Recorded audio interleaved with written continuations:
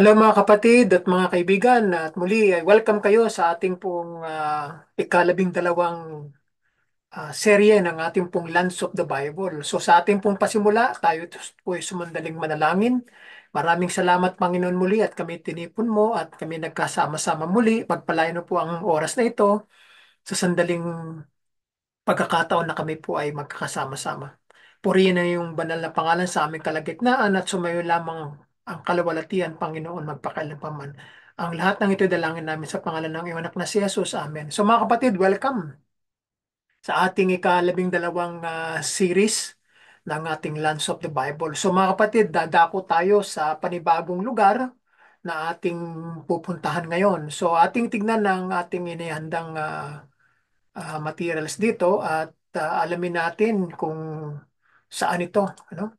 So yan mga kapatid, no? Dito tayo sa ating Lands of the Bible series, ating Monday and Wednesday and Friday, no? Sa Pilipinas. So mga kapatid, narito um, sa aking mga napuntahang mga lugar ay ang aking isa sa mga naalala yung take only memories, leave only footprints.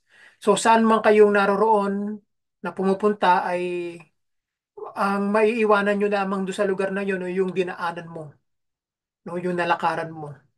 Tapos mawawala ka na doon hanggang sa ang nilakaran mo ay hihipan ng hangin ay wala na, no? At alaala na lamang ang matitira. So yan mga kapatid, ano, at ang ating pupuntahan ngayon ay ito pong Belvoir, At ito ay isa sa mga matandang lugar dito sa Galilee. At ito ay binanggit din ito sa banal na kasulatan, no? Mamaya titignan natin kung saan natin ito makikita. So ito, nakita niyo yung red na color, yan ay Belvoir. Ang hirap banggitin, no? Pronunciation niya. Belvoir, Castle. So, pagka kung sakali mang makapunta kayo sa lugar na ito sa darating na panahon, ay makikita na lang ninyo yung mga ruins ng mga castle ng mga Crusaders, no? So, tignan natin. So, ito ngayon ang aerial view ng Belvoir. Um, wala na siyang talagang gusaling nakatayo, no? Ito sa aerial view to eh. Makikita ninyo. So, parang ano na lang siya. Parang remnant na lang siya, no? Kilala ang lugar na ito ngayon bilang Kochab Ha-Yarden, no? Bituin ng Jordan. So yan ang tawag sa kanya ngayon. Ang kastilong ito ng Crusader ay basa sa isang mataas na bundok sa timog ng dagat ng Galilee na may mahiwagang tanawin ng Galilee. Kaya ang pangalan nito ay nangangulugang magandang tanawin. So pag ito'y nasa itaas, makikita niyo ang paligid na napakaganda. No, berde ang kulay ng paligid. Ito ay kilala bilang Belvoir Castle. Tinatawag din itong Coquet ng mga Crusaders. Sa Hebreo ay Kochab HaYarden. Ang ibig sabihin ay Star of the Jordan o bituin ng Jordan. No? At sa Arabic naman ay itong Kaukab al-Hawa. No? Na ang ibig sabihin sa kanila ay Star of the Wind. Bituin ng hangin naman, no? So yan ang kanilang pagsasalarawan dito sa lugar ng Belvoir. Ito ay isang Crusader castle sa hilagang Israel at sa isang burol sa silangang gilid ng Isakar Plateau sa gilid ng Lower Galilee, 20 kilometer, no? 12 miles sa timog ng dagat ng Galilea, no? Si Gilbert ng Asaili, Grand Master ng Knights Hospitaller, ay nagsimulang magtayo ng kastilyo noong 1168. So siya pala ang nakakuha ng credit neto ng kasaysayan. So siya ang unang taong nagtayo, no, ng castle dito noong 11th century. Ang pagkasira ng kastilyo ay matatagpuan sa Belvoir National Park, opisyal na Kochab Hayarden National Park. Ito ang pinakamahusay na napanatiling na kastilyo ng Crusader sa Israel. So lugar na ito ay makikilala bilang isang Crusader castle noong panahon ng 11th century, no? So, bagamat ito binanggit din sa Lumang Tipan, At ito'y na-develop nung panahon ng Crusade, no, nung 11th century. So ito ay isang madiskarteng lokasyon. Pag sinabing madiskarteng lokasyon, ito ay strategic din, isang napakagandang lugar kumbaga sa depensa sa lugar kasi mataas siya. Ito ay nakatayo ng 500 meters o 1,600 na pie ang taas niya sa itaas ng antas ng Jordan River Valley. So ang talampas ay nag-utos sa ruta para mula Gilead patungo sa kaharian ng Jerusalem sa pamamagitan ng isang malapit na tawiran sa ilog. Sa hilaga ay ang dagat ng Galilee at sa kanluran ay mga burol. Ang lugar ng Kastilyo ay nangingibabaw sa nakapalibot na lugar. At sa mga salita ni Abu Shama, ang Kastilyo ay nakalagay sa gitna ng mga bituin tulad ng pugad ng agila at tirahan ng buwan. So yan pala ang description ng Muslim o ng Islam dito sa Belle of Weor. Kasaysayan sa panahon ng Romano at pagkatapos ng Roman Empire ay pumasok ang Byzantine. Ito yung extension ng Roman Empire sa Eastern Roman Empire. Ang pangalang Hebreo na Kochab Hayarden na nangangahulugang bituin ng Jordan ay nagpapanatili ng pangalan ng Kochaba, isang nayon ng mga Hudyo na umiral sa malapit ng panahon ng Roman Empire at ng Byzantine Empire. So ang simbahan ng Crusaders na ito ay mayroong isang repurpose o iakma para sa paggamit ng ibang layunin. Meron ding ibang use eh. Basalt na bato na gawa sa bulkan, ano, yung pinakaapog ng bulkan, basalt na may nakasulat na Aramaic donation inscription gamit ang Jewish script. So ito ay original na pinamulitian ng isang lintel ng sinagogo, yung para bang binigyan ng decoration ng isang lintel ng sinagoga. So kung ito ay nakatayo pa, makikita natin yung talagang pinaka-actual na lugar ng mga lugar. Kaya lamang, siyempre, pag may digmaan, ito ay sinakop ng mga Muslim ng Islam, kaya ano, nasira lahat, no? At wala na tayong makikita nakatayong mga gusali ngayon. So, noong panahon ng Crusader, binili ng Knights Hospitaller ang lugar mula kay Velos, isang French nobleman noong 1168. So sa sandaling binili ng Knights Hospitaller ang lupa, sinimulan nila ang pagkatayo ng kastilyo dito sa lugar mismong ito. Habang si Gilbert ng Assaili ay Grand Master ng Knights Hospitaller, ang order ay nakakuha ng humigit kumulang na 13 bagong kastilyo kung saan ang Belvoir ang pinakamahalaga sa lahat, no? Kasi halos karamihan noong 11th century, no, siguro 10, 11, centuries ay nagtayo sila ng mga kastilyo. Parang ginaya nila ang mga kastilyong nasa Europe at kinuha nila yung design at saka ginawa dito sa Israel. So ang kastilo ng Belvoir ay nagsilbing isang malaking hadlang sa layunin ng mga Muslim na salakayin ng Crusader Kingdom ng Jerusalem mula sa silangan. So napaglabanan nito ang pag-atake ng mga puwersang Muslim noong 1180 sa panahon ng kampanya noong 1182. So ang labanan sa Belvoir Castle ay nakipaglaban sa malapit sa pagitan ni Haring Baldwin IV ng Jerusalem at Saladin, no? Yan ang kaganapan noong panahong yan. So nung dumating ang panahon ng Ottoman at ng British Mandate, sa panahon ng Ottoman, matagal din naghahari ang Ottoman Empire dito, 400 years. Ano? At ito ay naging isang Arabong nayon, ano, nung panahon yan. Ang Kaukab, Al-Hawa, sa wikang Arabic, na ang mga naninirahan ay tumakas sa nayon sa pag-asam ng pagsulong ng mga puwersang Sayonista. Ito yung mga Jewish nationalist noong yugto ng digmaang sibil noong 1947-48 ng unang digmaang Arab-Israeli, no? Pagkatapos ng pag-atake ng militar ng mga puwersang Yeshub.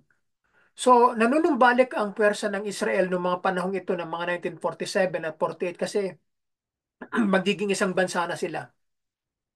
At napagkaisahan sa United Nations na ang State of Israel ay magiging isang bagong estado, no?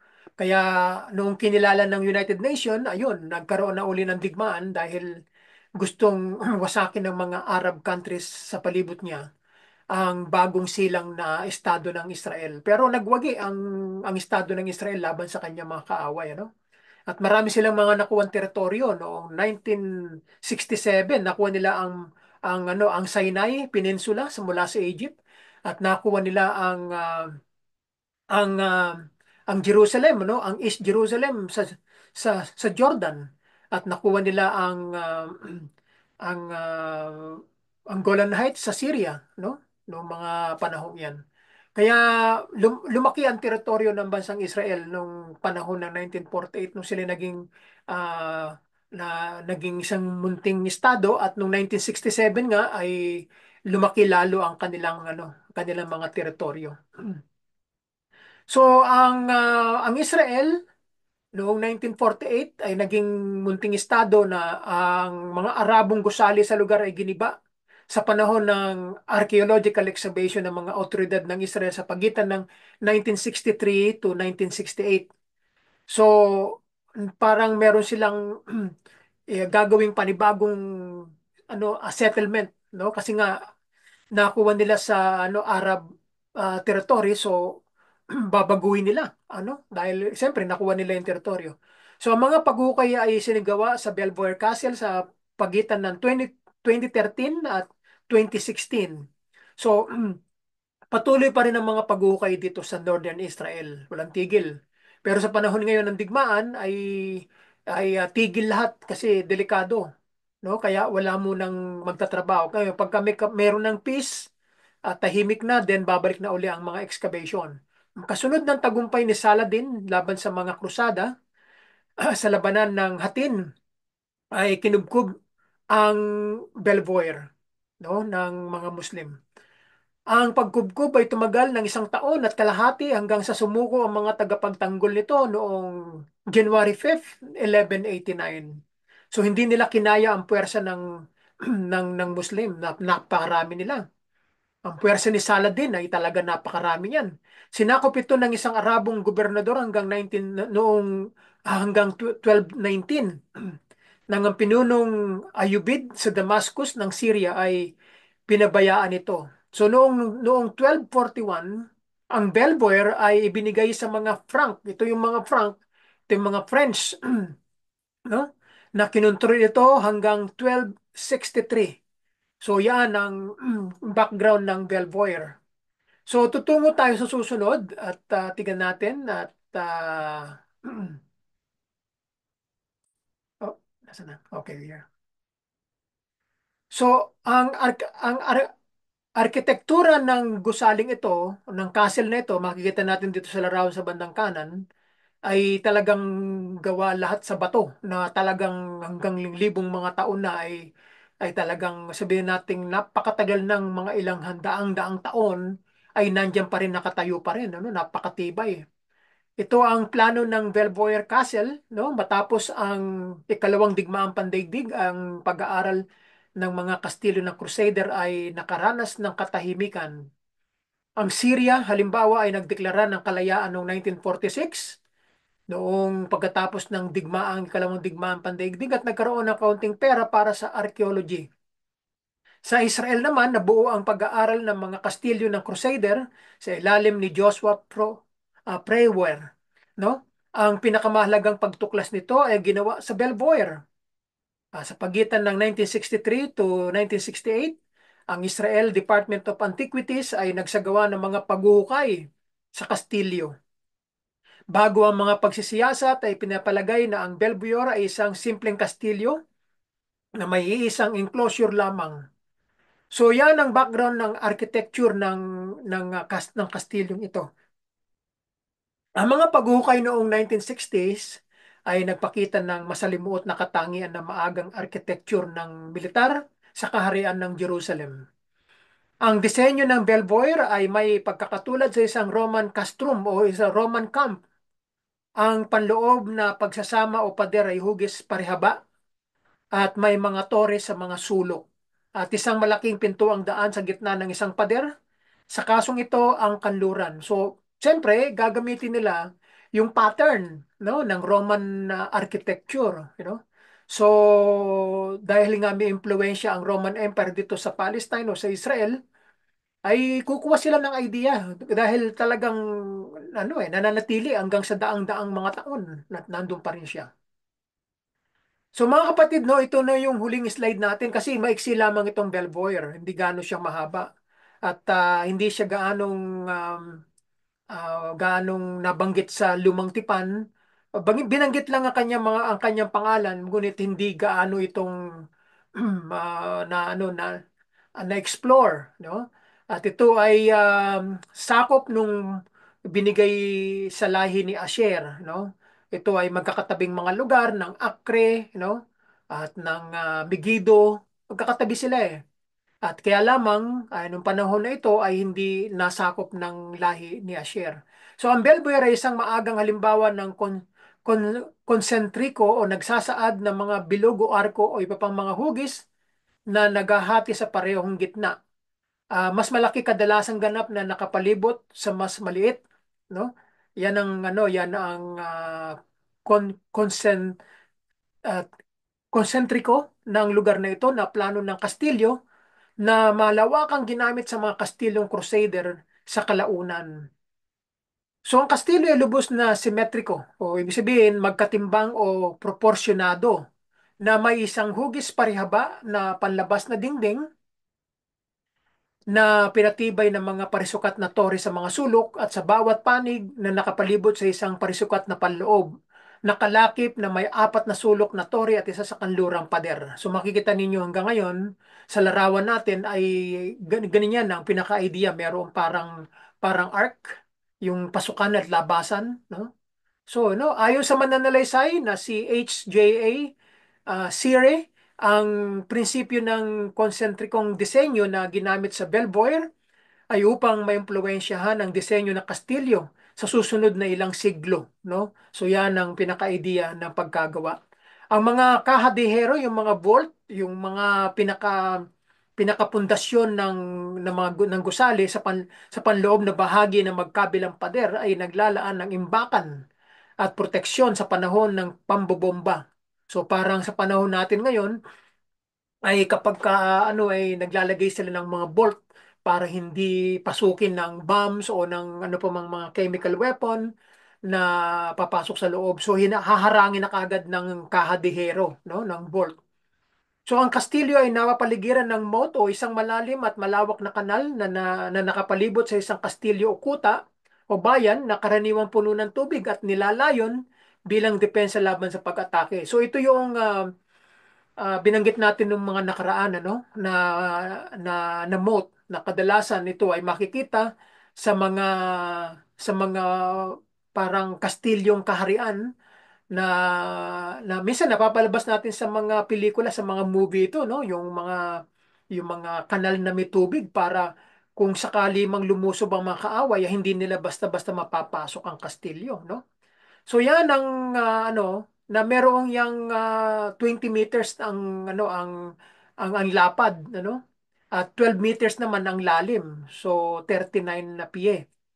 So yan makita natin itong impormasyon na to sa Wikipedia natin kinuha yan, ano? So yan ang pinaka-background ng Belvoir kasi wala tayong gaanong makikitang kwento tungkol sa lugar na ito maliban sa panahon ng Crusaders. Kapagkat dito nag-concentrate ang mga Crusaders ng mga panahong yan at kaya uh, sa panahon ng Biblia ay ang mga lugar na ito na binanggit sa Lumang Tipan ay pinaninirahan ng mga Canaanites. Kaya nung dumating sila Joshua ay inutos ng Diyos sa kanila na na lipulin lahat ang mga Canaanites na ito sa mga lungsod na pupuntahan ninyo. So ang ginawa ng mga tribo ay hindi nila sinunod kung ano yung inutos ng Diyos sa kanila. Kaya nakakalungkot eh. Binigyan sila ng utos pero hindi nila sinunod. Kaya nung dumating ang panahon, yan ang naging ugat ng kanilang ah, pagkakamali. No? Nalisya sila kaya nagkasala sila sa Diyos. Kaya ngayon, sa panahon natin ngayon, bilang isa ito sa mga pambansang parke ng Pilipinas, no? Like National Park ng Israel, Ang mga guho ng Belvoir ay madaling mapupuntahan sa amagitan ng mga sasakyan, like buses, travel tour bus, mga sasakyang pribado. So madali na siyang puntahan. So ito ay masasabi natin na malapit din sa lugar ng giyera o digmaan natin ngayon sa panahon ng um, ng Lebanon, no, at ng Israel sa north. Yan ay mga lugar na malapit, no, sa boundary ng Lebanon. Kaya kung ang mga tao na naninirahan sa mga lugar na ito ay kung takot sila ay talaga namang aalis sila diyan dahil hindi mo alam na talagang may digmaan eh. Hindi mo alam kung anong mangyayari. So mga kapatid, no, diyan natin muna tinatapos, no, ang ating ikalabindalawang serye natin kasi maiksi lamang ito. So at ating ipagpapatuloy sa darating na araw muli. At maraming salamat sa lahat at muli sa muling pagkikita at tayo ay makakarinig muli ng mga panibagong mga lugar kasi marami yan no. So hindi pa tayo nakakakalahati no sa ating series na ito. So dito lang sa parte ng Northern Israel ano tayo mahigit mga around 23 na lugar itong ating pag-uusapan dito kaya medyo matatagalan pa. So mga kapatid, blessing sa lahat muli at sumayin niyo ang pagkapala ng ating Panginoong Kristo at welcome kayo dito sa aking munting library. At sa muling pagkikita, no, at pupurihin ang pangalan ng Panginoon at siya lamang ang mataas sa ating mga pag-aaral, no? Ang kapurihan ay para sa kanya lamang. Ito po ang ating hinihiling sa kanya at palaging papatnubayan tayo saan man tayo pumaroon. So mga kapatid, God bless sa inyong lahat sa muling pagkikita and bye for now.